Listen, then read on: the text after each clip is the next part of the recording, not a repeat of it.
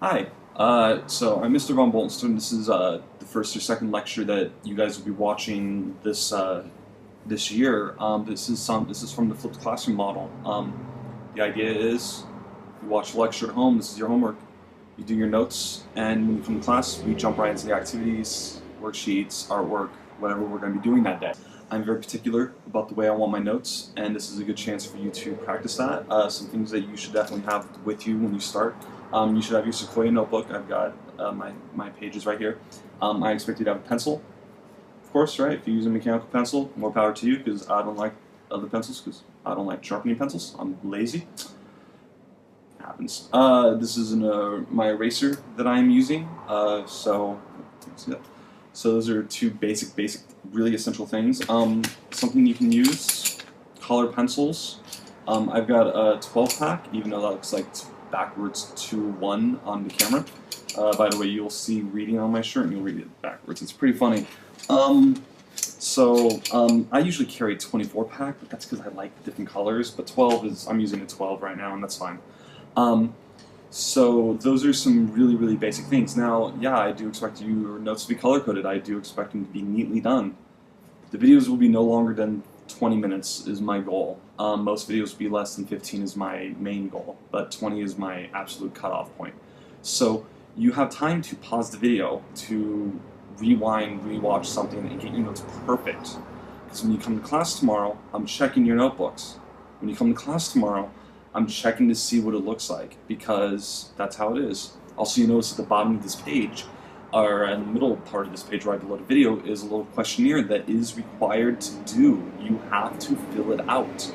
3-sentence summary, no pronouns, I want clear things. I learned that you move the decimal 2 times to the right. Perfect, that's a sentence. By the way, I learned that you move decimal 2 times to the right when you multiply by 100 is the complete sentence, if you use that one, which is fine. Go ahead. And then the question, I want a very good question. I do not want to hear, can I see more examples? No, I want to hear, why did you move the decimal 2 times to the right? Maybe that's something I'll talk about more tomorrow if I see a lot of questions about that. So that's the point of that. And the third reason is we are doing our first major project. We're starting it tomorrow, and you have to know how to change a fraction to a decimal and a decimal to a percent. That is required, because when we get to it, this is what you need to know. And if you're looking for where this is in the book, this is in chapter 2, this is not in chapter 1. So we are jumping a little bit ahead in the terms of the book, but I teach by what I think is appropriate and based upon what is going to be tested on at the end of the quarter, every quarter at our benchmarks, which is all in syllabus. I'm not going to get into that. Alright, so let's begin. This is on fractions to decimals, decimals to percents. By the way, you're going to notice why is he got this Office Depot thing. So I cheat a little. I can't write freehand on like a blank piece of paper. I've got to have lines underneath. So I use an Office Depot notepad so I can see lines underneath what's going on, and that just helps me out. By the way, that's my little. I'm very organized about this. And you will notice as I move out of the camera range, I am in my apartment. I'm recording these. This is actually over the summer right now, so it's middle July, and you guys are still relaxing, and I'm already working, because this is a fun project and it's a lot of work. Okay, so here we go. The first thing I'm going to show you is we've got a little vocabulary over here. Some main things that you really do need to know. Fraction, numerator, denominator, and not absolute value. Don't worry about that one. That is not on this. That's in 2 days. So don't worry about that. Okay, like I said, sometimes stuff like that happens. So the vocabulary, again, you need to know what a fraction is. It's a numerator and a denominator. So you should know what a fraction is. It's a way of writing a number as a proportion. The denominator is how many slices of pie is cut into. The numerator is how many actual slices you have. So a little fun fraction fact, and again, anything that's up here, you write down. So this is a good time. Pause the video, write this down, blah blah. Okay, fraction fact. Every fraction can be converted to a unique decimal, period. Oh, every time. Any fraction can be turned into a decimal. Now, a decimal might repeat. It might terminate at 0. I'm gonna show both examples right now. So just be ready for that. Example number 1. All I've got for directions right here are, well, we're gonna convert a decimal into, well, we're just gonna convert to a decimal. So we're gonna change something to a decimal. We're gonna change a fraction to a decimal. Another thing I do is this. I actually usually show more than one way to do a problem. Well, that being said, we are going to be doing 2 different methods on how to solve this problem. So I'm just going to slide this on over here, and we're going to do our, we're going to show the first. We're going to go over the first method first. I have color coded the fraction 75 over 200. If you didn't see from my little note thing right there, I'm going to be marking the numerator in green. I'm going to be marking the denominator in blue. So there you go, 75 over 200. So the first thing to do that you can do is if you just want to jump right into it and start dividing, no problem. Denominator always goes on the outside, the numerator always goes on the inside. And that's just fine if you want to jump right into it. So let's do it. I know 200 cannot go into 75, it's too big. So that's going to be nope, can't happen. Well, that means we got to go over to decimals, add a 0, and I'm not really looking at the decimal now, I'm looking at 750. Not the decimal, just 700, not 75 anymore, it's 750. Well, 200 goes into 750 3 times, and we're going to subtract 600.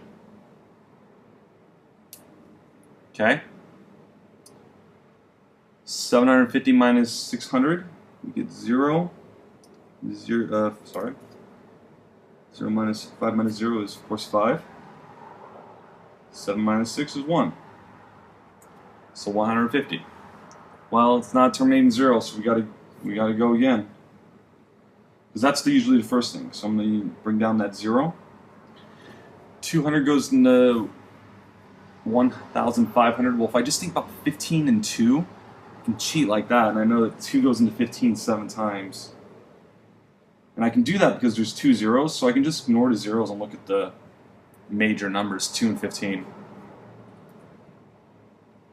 So minus 1,400. Now I've got 100 left. I add a 0. Now I have 1,000. And 200 definitely goes into that 5 times. And then we're going to subtract 1,000, and oh, look at that. We have our terminating 0. I usually do that as a fancy little slash. So, now we have our terminating 0. So what I'm going to write down is 75 over 200 is equal to 0. Now, some people say, oh, and you guys can't see that. Some people say 0.375, which is fine. I'm going to say it is equal to 375 thousandths. 375 thousandths, which is the way of actually correctly saying it. And again, this is stuff that we're going to be doing in class and we're getting more into. I do expect a lot of answers to be written as complete sentences. This is just like that. Just saying 75 over 200 is equal to, and writing an equal sign, 0.375, that doesn't show me that you know the answer. I really am going to put an emphasis on the fact that I expect you to be writing a complete sentence. Okay? So there is our answer for the first method. Okay. So let's get to the next part. Well, let's see what the second method is. Doing it that way is fine, and it's great and everything, but there is an easier way. Just gonna put this right here. There's definitely an easier way.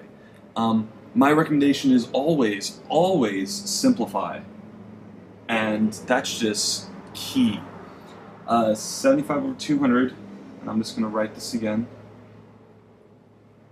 I'm gonna simplify. Some of you are going to say, well, you can just divide by 25. Some of you might not see that, and you'll just see the 5 first. So, because there's a 5 right here and a 0.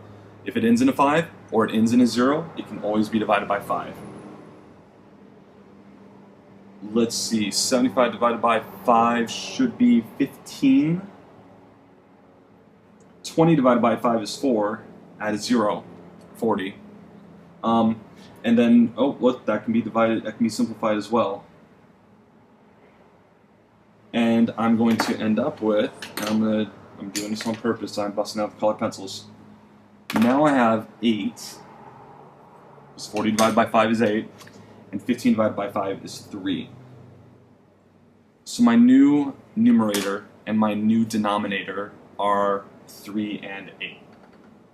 So there you go. So now I'm going to put it in, now I'm going to divide. Denominator always goes on the outside. Very good. Well, 8 can't go into 3, so I'm going to put a 0. I expect that 0 right there, not point blah blah blah. I want to see 0 point blah blah blah. A lot of blah blah blahs. Now I'm going to add a 0. 8 goes into 30 3 times. 8 times 3 is 24. Got 6, bring down to 0. 8 goes into 60 7 times, minus 56, because 8 times 7 is 56. Bring down another 0. 8 goes into 40, 5 times, and 8 times 5 is definitely 40.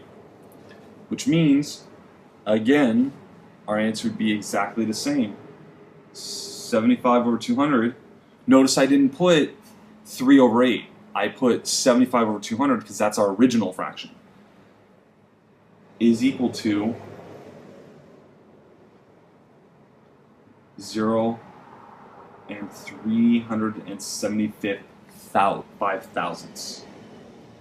Okay, so that's our first example. 2 different ways of doing it, completely up to you. Now, some things to point out. I do expect you to write these examples side by side. Notice I put both examples side by side. I want you to do that, period. This line right here, nothing should be going across to the other side. We're savvy, as Captain Jack Sparrow would say. So, there you go. Alright, now we're gonna go to our next page. By the way, I believe we've got a few more examples. We're almost done. We've got 4 examples today. Okay, example number 2. Move this on up.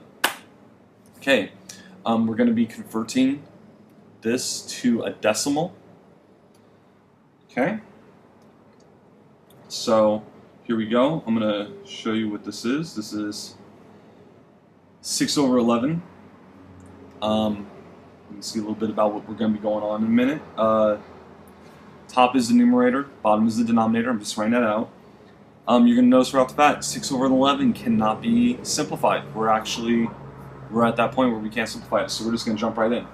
11 goes on the outside, 6 goes on the inside, and let's see what happens. Show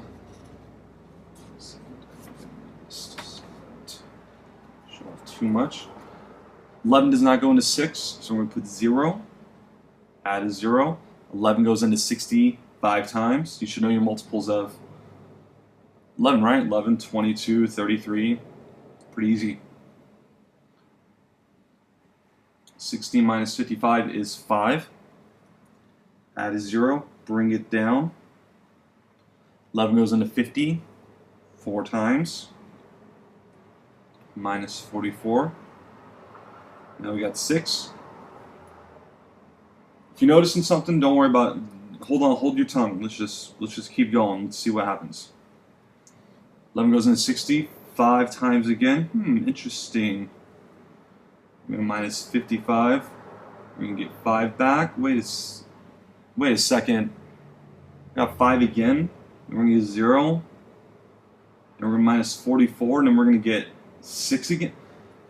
You noticing what's going on? This is just repeating. 0.54, 54, 54. It's the 5 and the 4 are the repeating. They're just going to keep going on and on and on.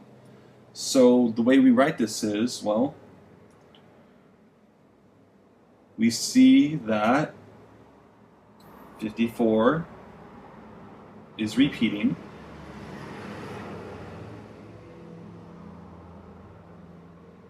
So 6/11ths, okay?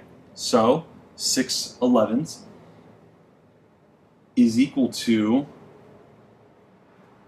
0.54, and it's repeating, so we put a repeat line above the 54, and we're done. So that's a repeating decimal. You'll notice, hey, look, this is just going to keep going on and on forever. Look what's happening up here. So dot, dot, dot, it's going to go on forever. It's repeating, and there you go. So 6/11 would equal 0.54 repeating. All right, on down here, we have another little fun fact for you to write down. Percent fact. Percents are asking, what would you end up with if you add the same number to itself 100 times? So percents are basically just saying, if I add that number to itself, to itself, to self, and I do it 100 times, that's what a percent is. But if we're adding the same number 100 times, that's the same as multiplying by 100. So that's why we just multiply by 100. Because percent means per 100. For every 100, how many would we have? And that's why we just multiply by 100. Okay. So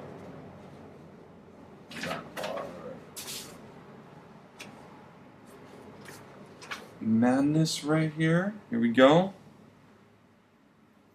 Example 3, we're converting to a percent. Okay, there are gonna be two ways, so don't worry about it.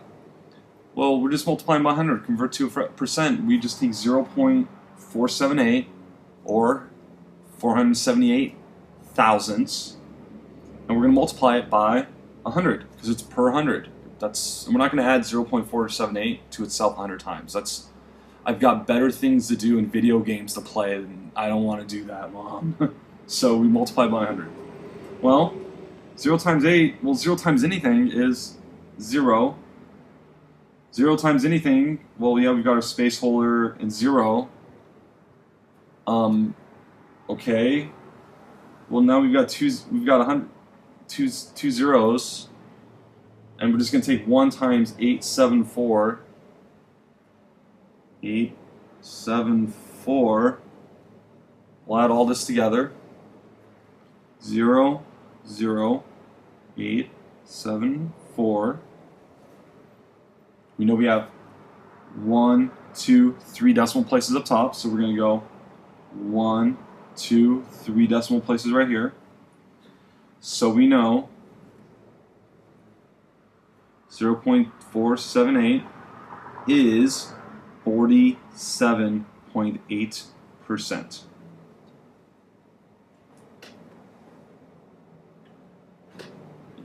If you haven't noticed yet, we didn't really change much of anything. The decimal was right here.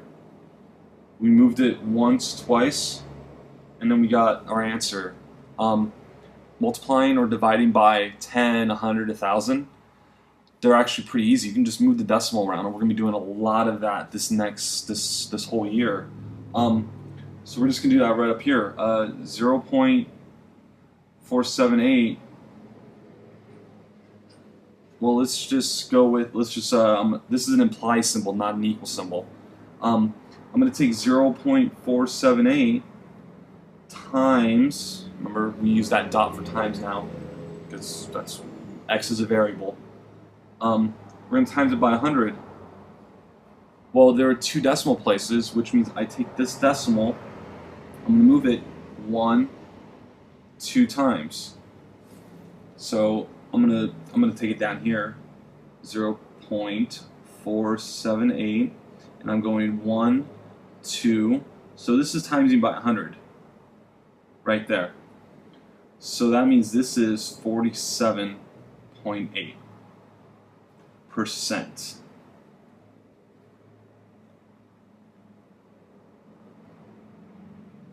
So 0.478 is also 47.8%. So it's just rewriting it in a different form. It's like a fraction. Percent, fraction, decimals are just different forms of the same number. Okay? So two different ways. Some people totally know how to do this. Awesome, go for it. Some people need to multiply. Awesome, go for it. Do whatever you need to do to get the answer right. That is not cheating or copying off of someone. That's that. So I expect you to have notebooks tomorrow. I'm going to be checking this while we're working on our project and getting started. And there you go. That's our first lecture. Make sure to do the form at the bottom. You got to type up. You don't get credit. There's two parts of the homework credit or the video notes credit. One is the notebook that has to come in tomorrow. The second thing is the online form that you have to fill out. Okay. See you tomorrow morning. Have a good day.